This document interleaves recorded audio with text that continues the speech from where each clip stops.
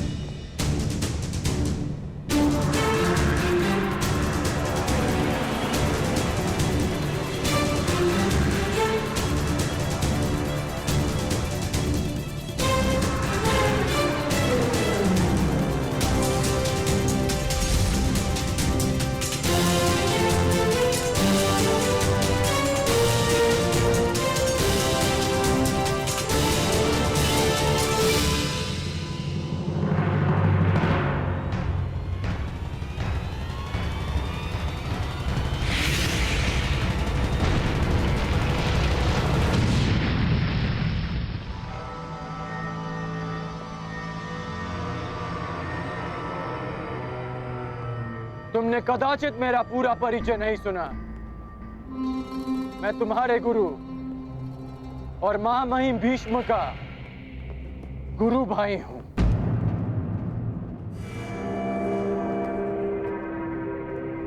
भगवान परशुराम का शिष्य हूं मैं।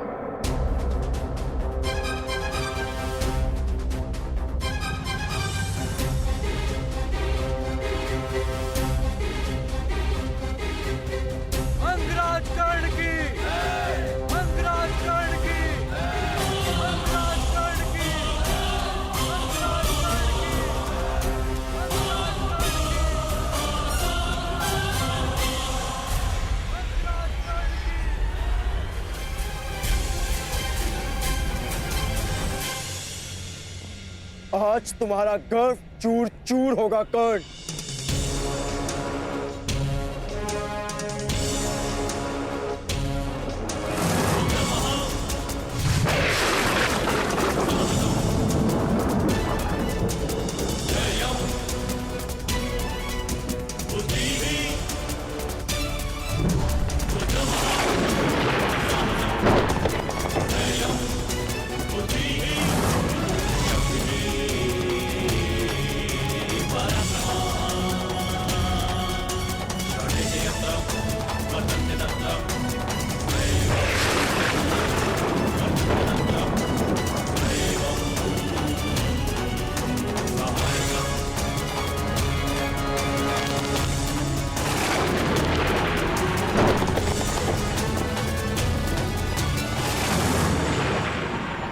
नहीं अर्जुन, तुम ब्रह्मास्त्र का प्रयोग ऐसे नहीं कर सकते।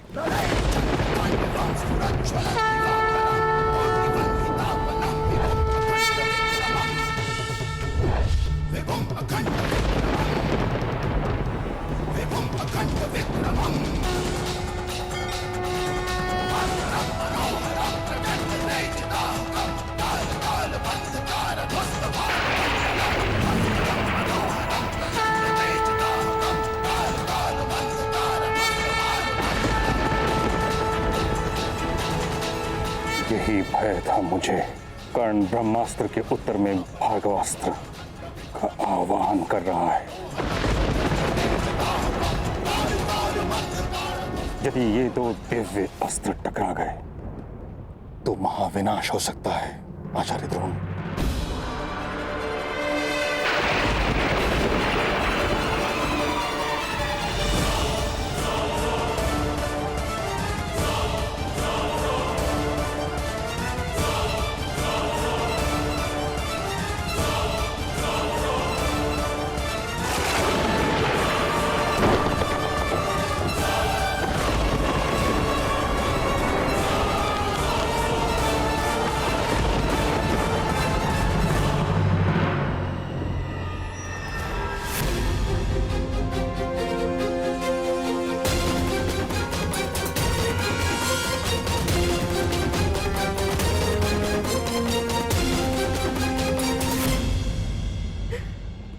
सूर्यदेव, कृपा कीजिए, आज मेरे दोनों पुत्र संकट में, जिनमें से एक आपका पुत्र है। कृपा कीजिए सूर्यदेव, कृपा कीजिए, इस युद्ध को रुकवा दीजिए। कृपा कीजिए सूर्यदेव।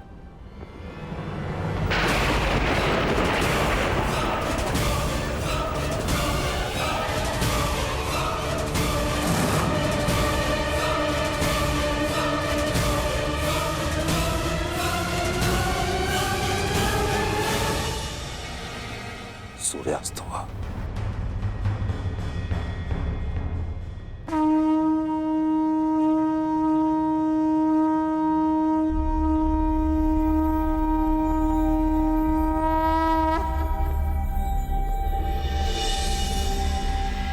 सूर्यास्त हुआ, इसके साथ ही आज की रंगभूमि संपन्न हुई।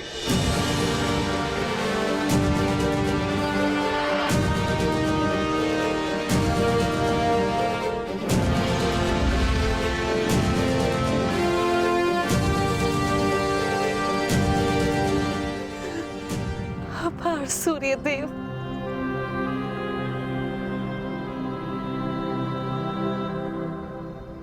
रंगभूमि संपन्न हुई, परंतु विजेता का निर्णय कैसे होगा? कौन है विजेता आचार्य? राजकुमार दुर्योधन, इसकी घोषणा कल राज्यसभा में होगी।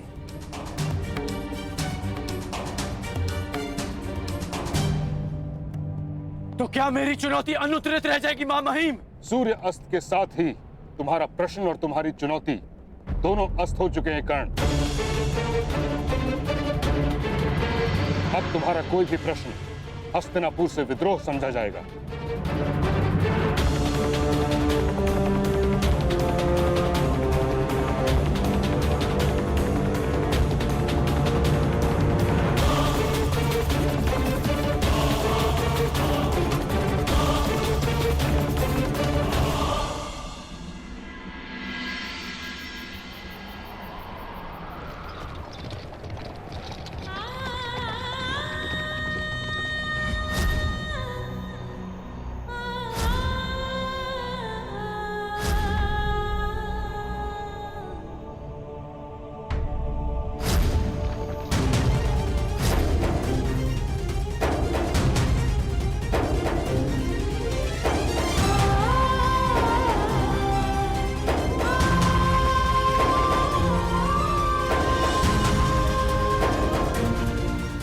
मेरा पुत्र है, वो राधा ही नहीं, वो कुंता ही है। ये कैसी अनहोनी, मेरा ज्येष्ठ पुत्र अपने भाइयों के विरुद्ध खड़ा है। ये मेरा अपराध है, जिसका दंड वो नीरे बालक भुगत रहा है। यदि मैं साहस रखती तो मेरे पास होता।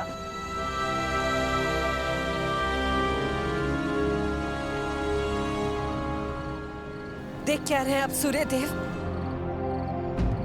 इस अपराध में आप भी सम्मिलित हैं, परंतु देव है ना आप,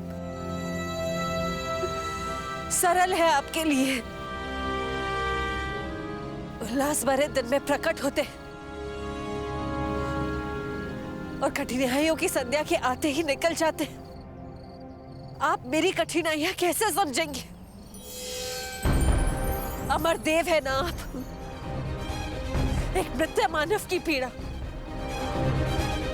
और एक निश्चित मां की चिंता क्या समझेगा?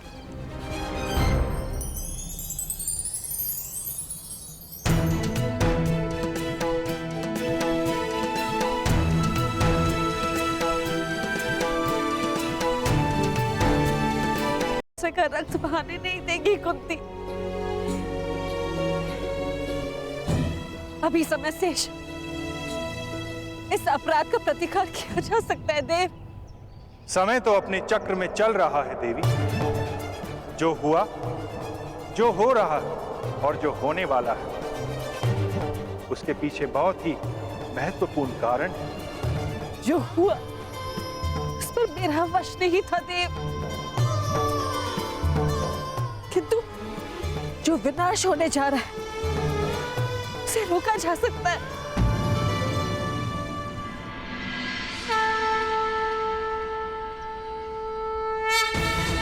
प्रातःकाल के प्रारंभ का संकेत हो चुका है देव। आज राजसभा में मेरे पुत्रों का प्रारंभ लिखा जाएगा। मुझे जाना होगा देव। मुझे कर्ण को बताना होगा कि वो मेरा पुत्र है। पांडवों का ज्येष्ठ भ्राता है वो। मुझे जाना होगा देव। युवराज चुनने का प्रस्ताव आप ही का तो था गांधार नरेश, और नियम यह था रंग भूमि में जो विजेता होगा वही युवराज बनेगा। रंग भूमि में कुरु राजकुमारों में अंत तक जो खड़ा था वो था अर्जुन, अपराजय। और मैं अपने ज्येष्ठ भ्राता का प्रतिनिधित्व कर रहा था काकाश्री, इसलिए विजेता मैं नहीं, भ्राता युधिष्ठिर है। विजेता का चयन शेष है कुमार अर्जुन।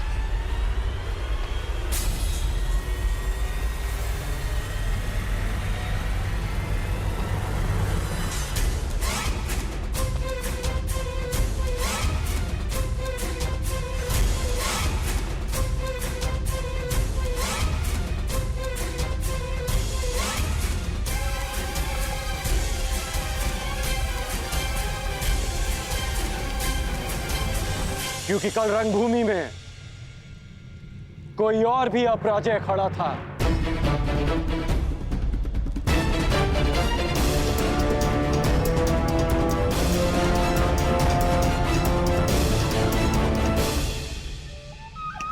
अब आनंद आएगा मेरे होने वाले सम्राट।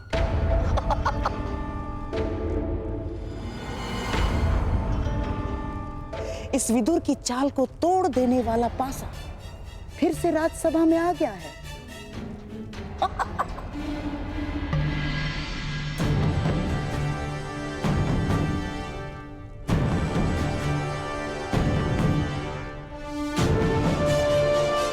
अभी द्वंद्व शेष है, उसका परिणाम शेष है,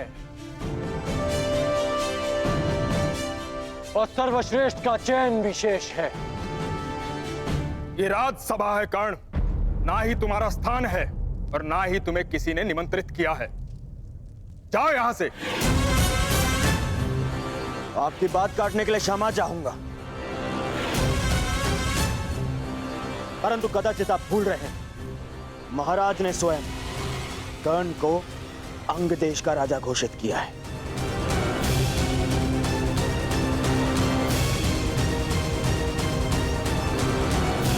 और अंग देश हस्तिनापुर के अधीन है। इसके शासक को न केवल इस सभा में आने का, अपनी आपत्ति प्रस्तुत करने का भी पूर्ण अधिकार है। दुर्योधन की बात तर्कसम्मत है ताचरी।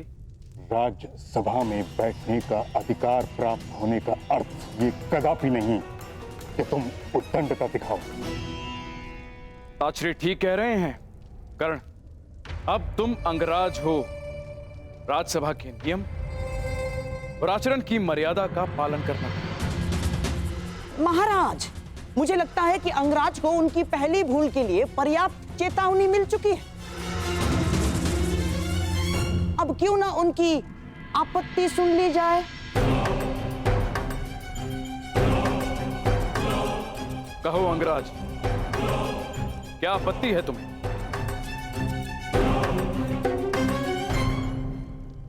महाराज, आपत्ति नहीं, निवेदन है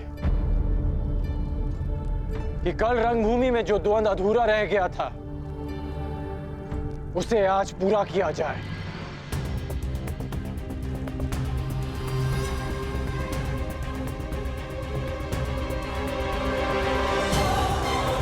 सूर्य अस्त के साथ रंगभूमि भी अस्त हो चुकी है कर्ण।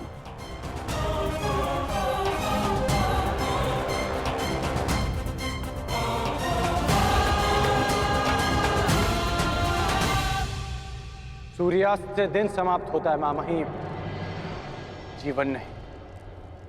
तट से टकराने से लहर समाप्त नहीं होती, लौट कर आती। आज फिर से सूर्यदेव प्रस्तुत हैं, मैं प्रस्तुत हूं, समस्त राजसभा प्रस्तुत है। तो द्वंद का परिणाम आने दीजिए मां महिम। इस द्वंद से कोई लाभ नहीं होगा महाराज। लाभ और हानि की बातें व्यापारियों को शोभा देती हैं विदुर महोदय, योद्धाओं को नहीं। शासक होने के नाते क्या आप जब चाहे नियम बदल सकते हैं? यह अन्याय नहीं तो क्या है? यह अनीति नहीं तो क्या है?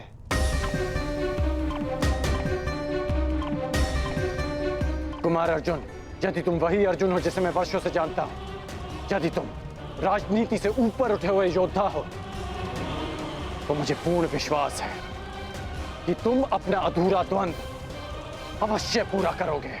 मैं पहले भी वही अर्जुन था और अब भी वही अर्जुन हूं।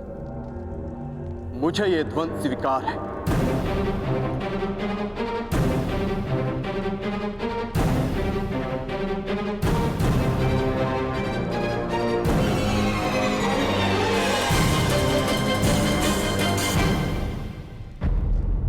तो मुझे पूर्ण विश्वास है कि तुम अपना अधूरा द्वंद अवश्य पूरा करोगे। मैं पहले भी वही अर्जुन था और अब भी वही अर्जुन हूं। मुझे यह द्वंद स्वीकार है।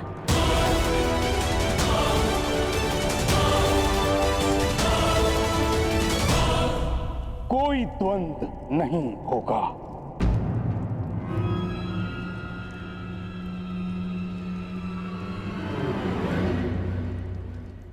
क्यों पितामह? महामंत्री के अनुसार अर्जुन ने मुझे पराजित किया, परंतु वो स्वयं भी विजयी नहीं हुआ है। अगर वो सर्वश्रेष्ठ है तो उसे सिद्ध करना होगा।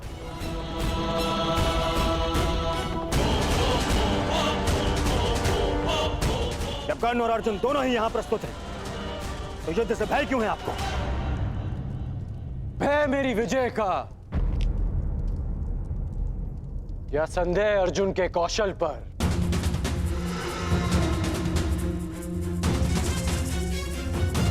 या अविश्वास आचार्य द्रोण की शिक्षा पर? सावधान कर्ण! मेरे गुरु के अपमान का दुस्साहस मत करना। आज्ञा दीजिए पितामह। आज संसार देखेगा आचार्य द्रोण द्वारा रचित अर्जुन नामक तट से टकराकर कर्ण नाम की लहर कैसे टूटती है। किस प्रकार मेरे में कर्ण के चुनौती के सूर्य को अस्त करते हैं। कर्ण ने हस्तिनापुर की न्याय और नीति पर प्रश्न उठाया है। आज इन्हें विश्वास हो जाएगा कि हस्तिनापुर में अब भी न्याय और नीति का शासन है।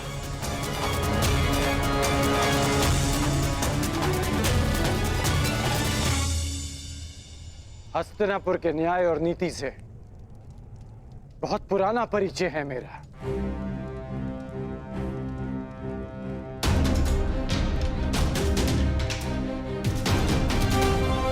परंतु मैं तुम्हारे कौशल का परिचय जानना चाहता हूं।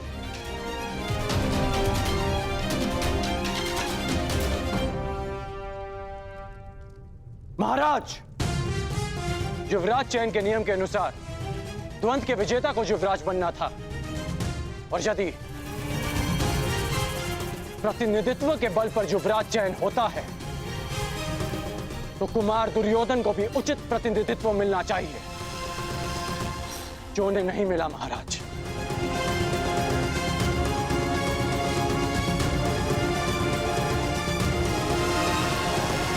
यदि अर्जुन कुमार युधिष्ठिर की ओर से द्वंद कर सकता है तो मैं भी कुमार दुर्योधन का प्रतिनिधित्व करूंगा।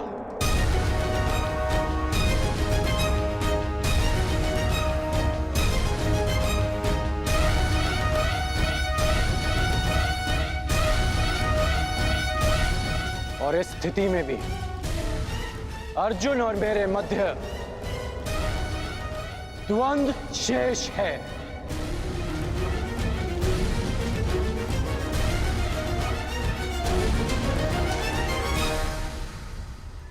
इसे कहते हैं सीधे पांव 12। एक ही पासे में खेल पलट दिया। हाँ? एक ही पासे में। तुम पे भरोसा करके मैंने भूल नहीं की थी कर्ण।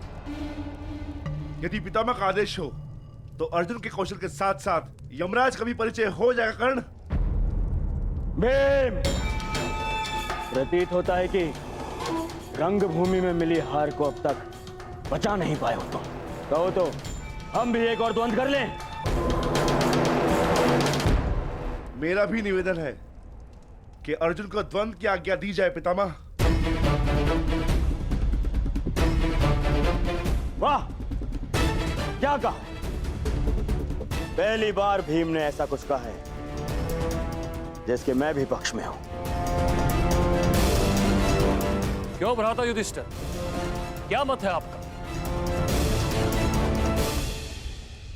द्वंद के बुलावे से अर्जुन पीछे नहीं हटेगा, हमें भी स्वीकार है।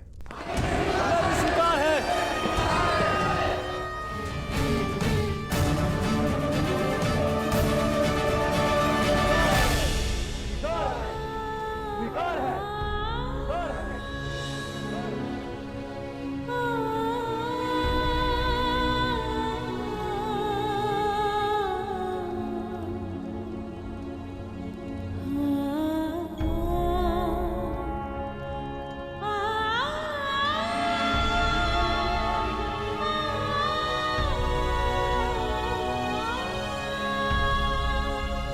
परंतु मुझे स्वीकार नहीं।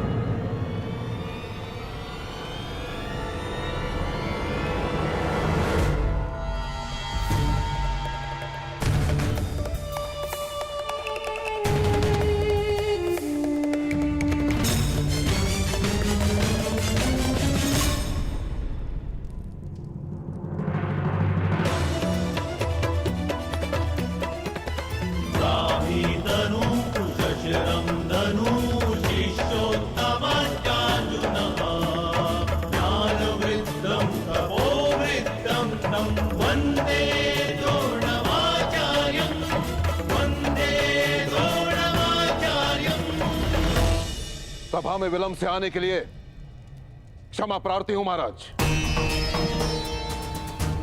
मेरे शिष्यों में से सर्वश्रेष्ठ योद्धा कौन होगा, इसका चयन केवल मेरे अधिकार क्षेत्र में आता है महाराज, केवल मेरे।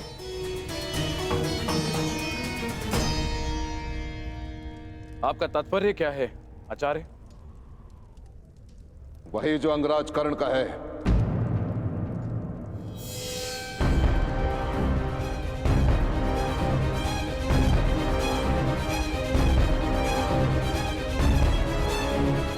यदि सर्वश्रेष्ठ योद्धा का चयन युद्ध भूमि है तो युद्ध भूमि मैं दूंगा।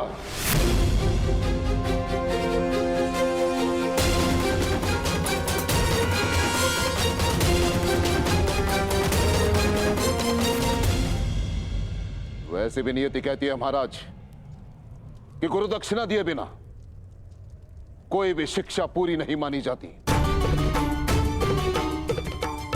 मुझे गुरु दक्षिणा चाहिए, वो भी राजकुमारों से। और जो शिष्य मुझे मेरी गुरु दक्षिणा प्रदान करेगा वो हस्तिनापुर का युवराज होगा।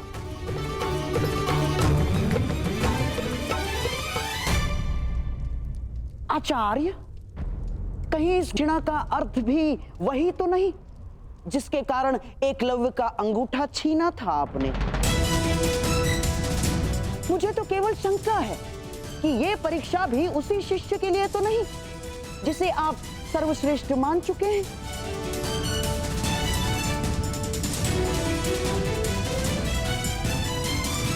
कहिए आचार्य, क्या चाहिए आपको गुरु दक्षिणा में?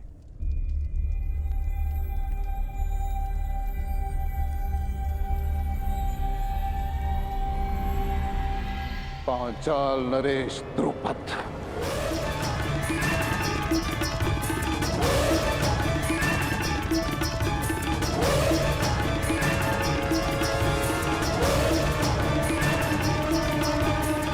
मुझे गुरु दक्षिणा में पांचाल नरेश द्रुपद चाहिए महाराज। तो मेरा जो शिष्य द्रुपद को परास्त करके बंदी बनाकर मेरे समक्ष लेकर आएगा, वही विजेता होगा और वही हस्तिनापुर का युवराज।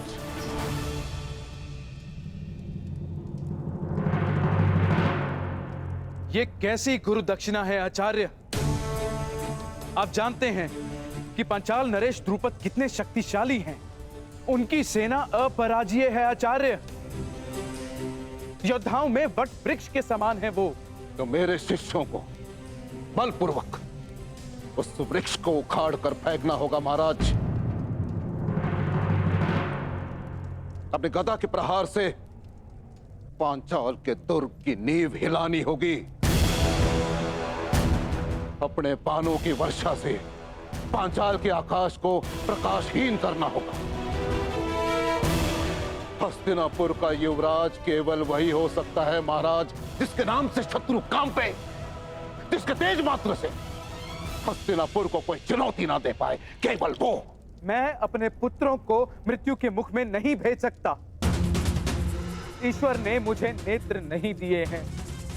अब आप चाहते हैं कि मैं अपने पुत्रों के मुख से स्वर भी ना सुन पाऊं? नहीं आचार्य, आप कुछ और गुरु दक्षिणा मांग लीजिए। मैं यहां व्यापार के लिए नहीं, प्रतिकार के लिए आया हूं महाराज। मुझे द्रुपद चाहिए या फिर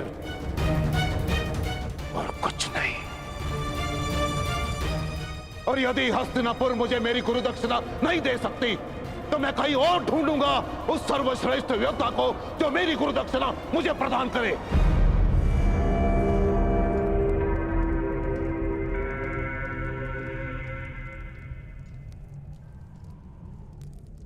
ठीक है आचार्य, हस्तिनापुर की सेना आपके लिए द्रुपद को लेकर आएगी। ताची स्वयं द्रुपद को बंदी बनाकर लेकर आएंगे। नहीं महाराज, मैं महामहिम का गुरु नहीं हूं। मैं गुरु राजकुमारों का गुरु हूं। मुझे गुरु दक्षिणा चाहिए तो केवल इन्हीं से चाहिए। परंतु एक बात का स्मरण रहे महाराज, हस्तिनापुर का प्रारंभ केवल वही बन सकता है जो सिंह के साथ युद्ध करे, जिसे हस्तिनापुर के ध्वज में अपना नाम अंकित करना है। उसे सर्वप्रथम पांचाल के ध्वज को झुकाना होगा।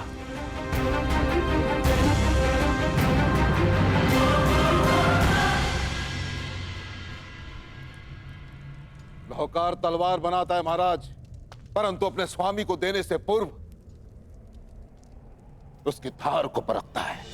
परंतु मैंने उस धार को परखे बिना वो तलवार आपको सौंप दी। परंतु अब परख होगी महाराज।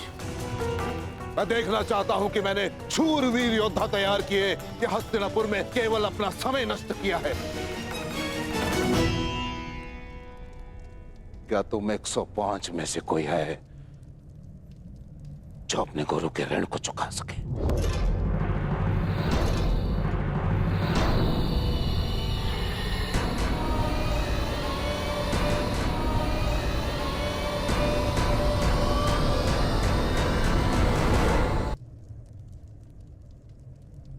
मुझे मेरा उत्तर मिल गया महाराज। आज अपने ही परीक्षा में असफल रहा। आप अपना युवराज चुनने के लिए स्वतंत्र हैं और मैं अपने सर्वश्रेष्ठ शिष्य को ढूंढने जा रहा हूं।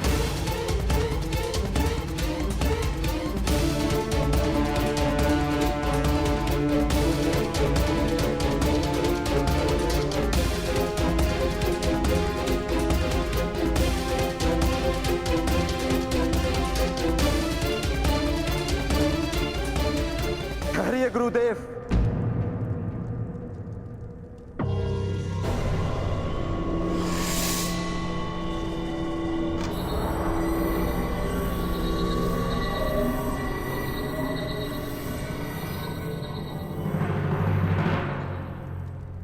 विलंब से उत्तर देने के लिए क्षमा चाहता हूं।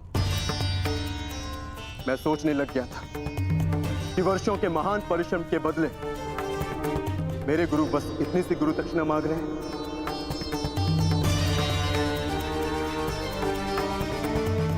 आपने संसार के सर्वश्रेष्ठ योद्धा तैयार किए हैं गुरुदेव। ये मैं सिद्ध करूंगा। मैं पांचाल नरेश को आपके समक्ष लेकर आऊंगा। मैं पांचाल की ध्वजा को आपके चरणों में भेंट करूंगा।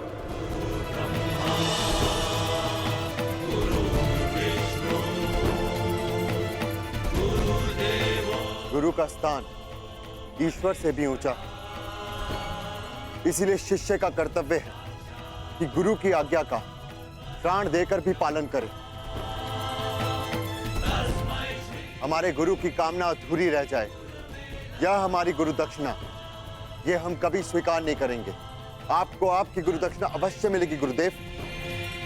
हम पांचों कल ही पांचाल की ओर प्रस्थान करेंगे।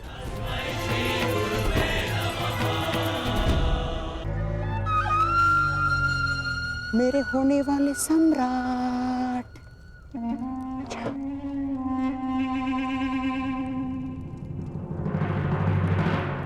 हम भी जाएंगे।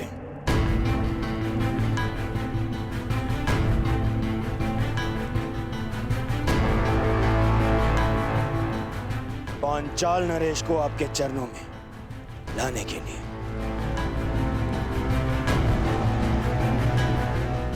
और अब युवराज का चुनाव गुरु दक्षिणा ग्रहण के पश्चात ही होगा।